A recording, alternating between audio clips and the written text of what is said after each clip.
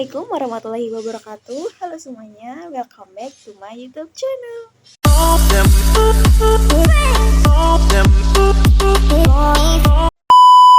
Oke, untuk teman-teman yang baru gabung atau baru nonton video aku, halo, salam kenal. Aku Nur Hayati dengan NPM A1A022061. Aku merupakan mahasiswi dari Universitas Bengkulu, Program Studi Pendidikan Bahasa dan Sastra Indonesia, Fakultas Keguruan dan Ilmu Pendidikan.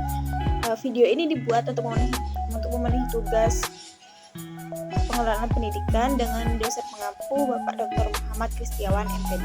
Dalam video kali ini, aku akan membahas tentang manajemen pendidik dan peserta didik.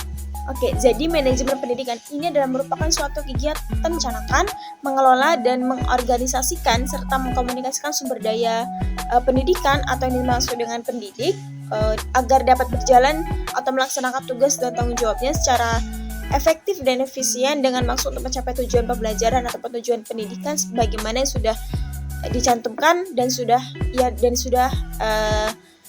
diharapkan untuk dapat mengembangkan yang namanya pendidikan. Pardi pada tahun 2013 menyebutkan bahwa tugas seorang pendidik ini terdiri atas beberapa hal. Yang pertama itu adalah tugas guru sebagai profesi, yang mana tugas ini itu menuntut kepada guru untuk mengembangkan potensi profesionalisme diri sesuai perkembangan ilmu pengetahuan dan teknologi. Yang mana tugas ini adalah untuk mendidik, mengajar dan melatih anak didik dan untuk meneruskan dan mengembangkan nilai-nilai hidup kepada anak didiknya. Yang kedua itu adalah tugas guru di bidang kemanusiaan. Jadi tugas guru di bidang kemanusiaan adalah sebagai orang tua kedua di sekolah.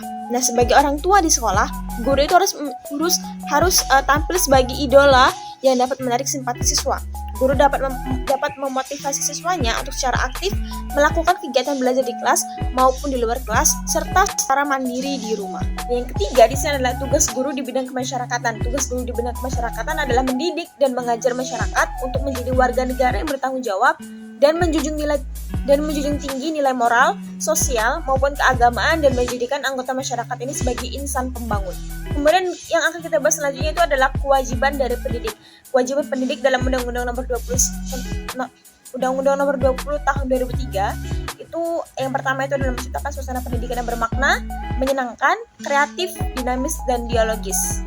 Yang kedua itu adalah mempunyai komitmen secara profesional untuk meningkatkan mutu pendidikan, dan terakhir adalah memberi teladan dan menjaga nama baik lembaga, profesi, dan kedudukan sesuai dengan kepercayaan yang diberikan kepadanya.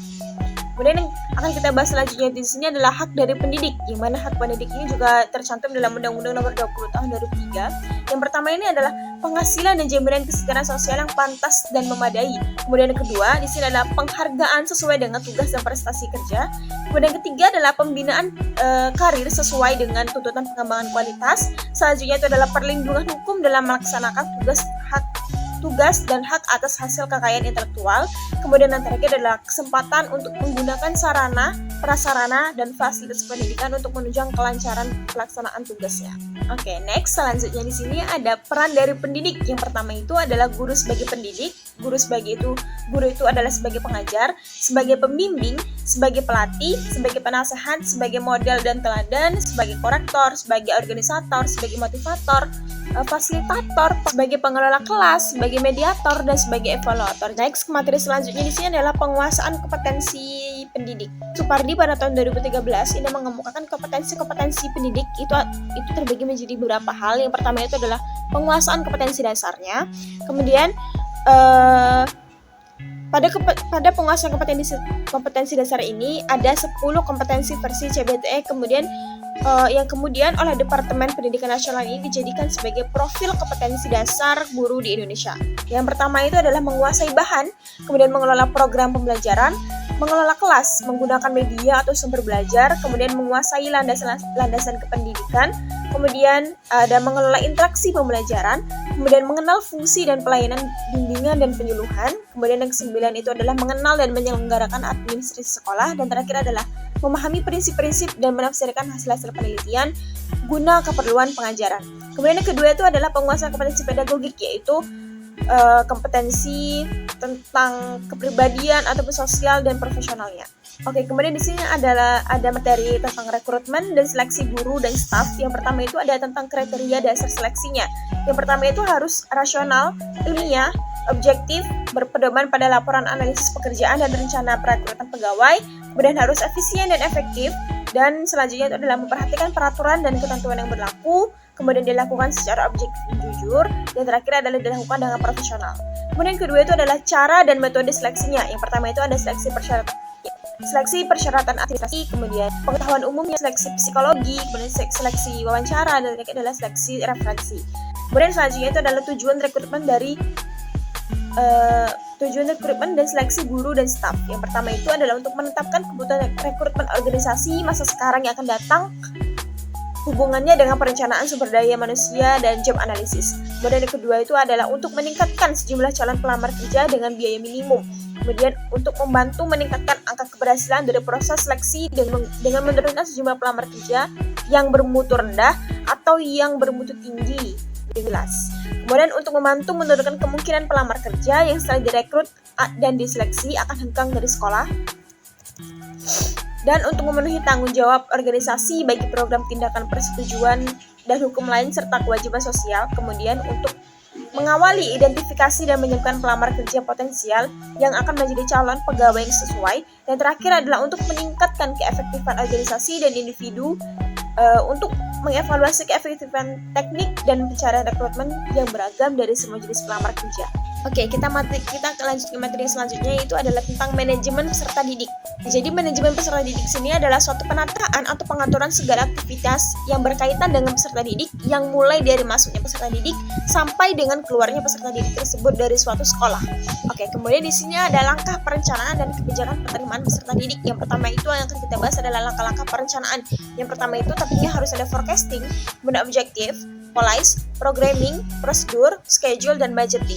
Kemudian yang kedua itu ada tentang kebijakan penerimaan, yang mana kebijakan operasional penerimaan peserta didik baru ini memuat aturan mengenai jumlah peserta didik yang dapat diterima di sekolah berdasarkan faktor kondisional.